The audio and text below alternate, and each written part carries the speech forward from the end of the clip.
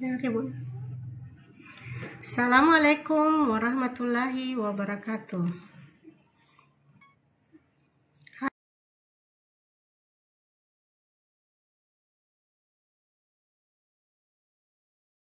Ini kita belajar tentang gerak pada tumbuhan.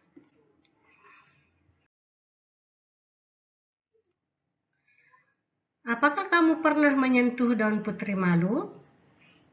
Apa yang terjadi pada daun putri malu jika disentuh?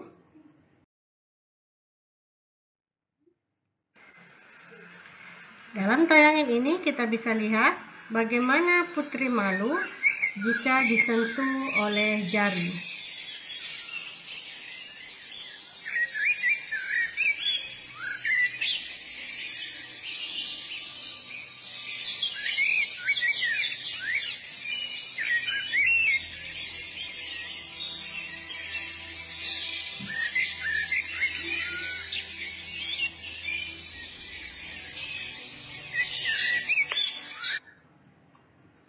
Nah, mari kita mempelajari pembahasan tentang gerak pada tumbuhan.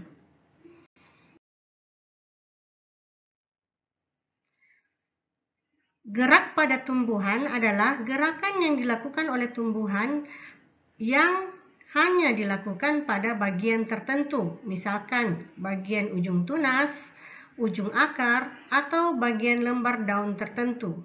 Gerakan tumbuhan terjadi karena stimulasi atau gangguan dari lingkungan yang dikenal dengan istilah iritabilitas dan karena adanya pertumbuhan. Sebagai tanggapan dari stimulasi, tumbuhan melakukan gerakan menuju arah sumber stimulasi, menjauhi, atau melakukan gerak tanpa menunjukkan arah tertentu. Gerak pada tumbuhan terbagi menjadi 3, yaitu gerak higroskopis, gerak esionom, dan gerak endonom. Esionom terbagi menjadi tropisme, taksis, dan nasti. Nanti satu persatu kita akan menjelaskan tentang gerak pada tumbuhan tersebut.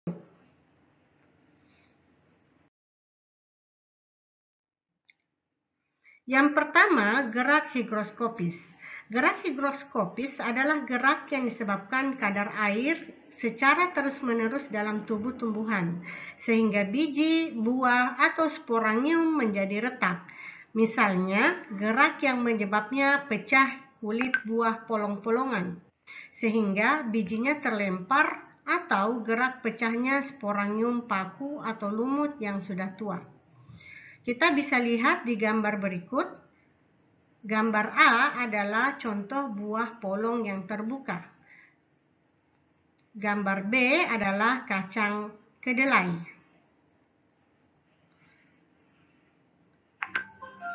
Gambar C adalah buah biduri.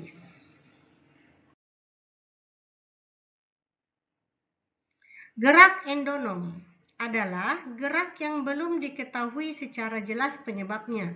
Diduga rangsangnya berasal dari dalam tubuh tumbuhan itu sendiri. Karena itu disebut sebagai gerak autonom.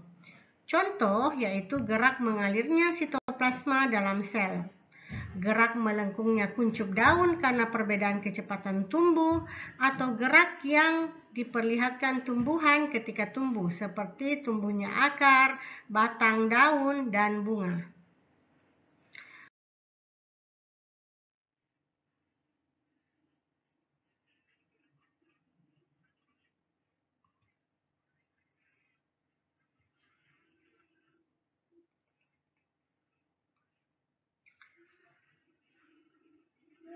Dalam video ini memperlihatkan bagaimana pergerakan sitoplasma pada Hydrilla verticillata adalah salah satu jenis tanaman air. Kita lihat kloroplasnya bergerak ya. Gerakan ini biasanya akan mengitar, berputar, dan disebut sebagai gerakan sikloid.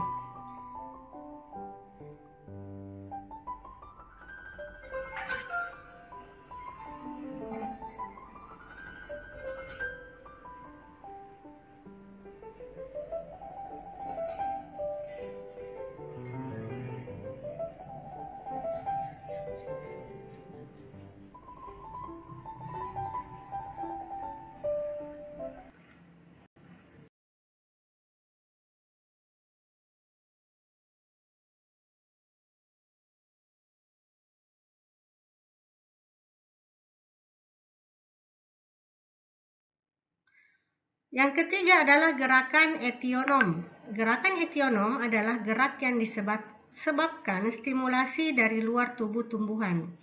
Gerak ini dapat dibedakan sebagai gerak nasti, tropisme, dan gerak taksis. A. Gerak nasti adalah gerak tumbuhan yang arahnya tidak dipengaruhi arah datangnya stimulasi. Gerak nasti disebabkan perubahan turgor pada jaringan tulang daun. Berikut contoh-contoh gerak nasti. Yang pertama adalah gambar bunga pukul 4 mengalami gerakan fotonasti dipengaruhi oleh cahaya.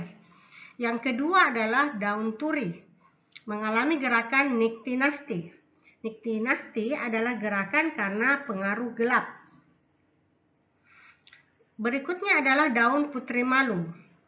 Daun putri malu akan bergerak karena adanya pengaruh sentuhan dan dikenal dengan istilah tikmonasti. Bunga tulip. Bunga tulip akan mengalami pergerakan jika ada perubahan suhu dan dikenal dengan istilah termonasti. Tumbuhan kantong semar ini melakukan gerakan yang disebut sebagai haptonasti, adalah gerakan pada tumbuhan insektivora. Daunnya akan menutup jika tersentuh serangga.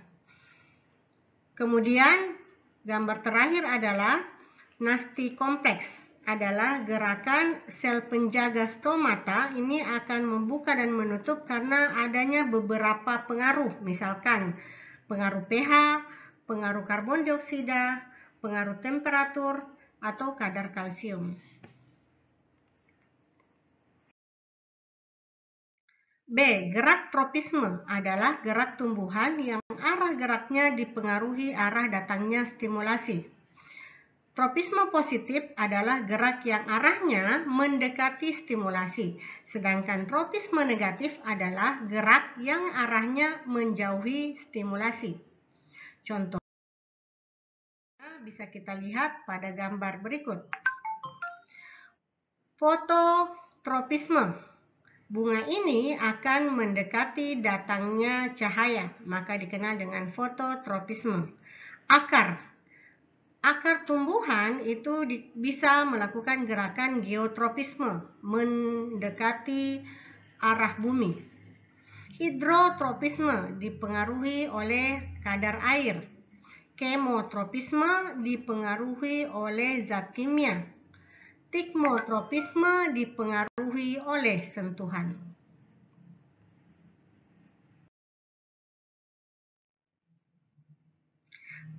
Yang terakhir adalah gerak taksis, adalah gerak berpindah seluruh tubuh tumbuhan yang dipengaruhi oleh rangsangan.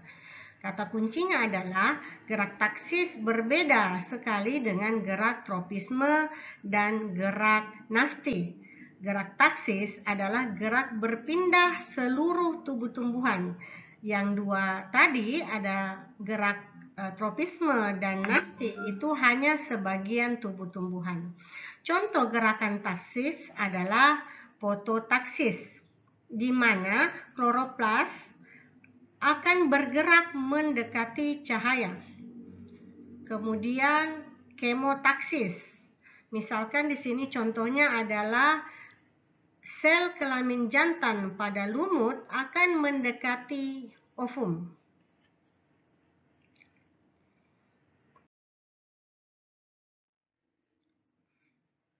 Oke, demikian pembahasan hari ini. Tetap semangat.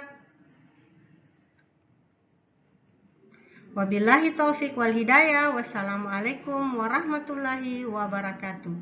Jangan lupa like, komen, dan subscribe.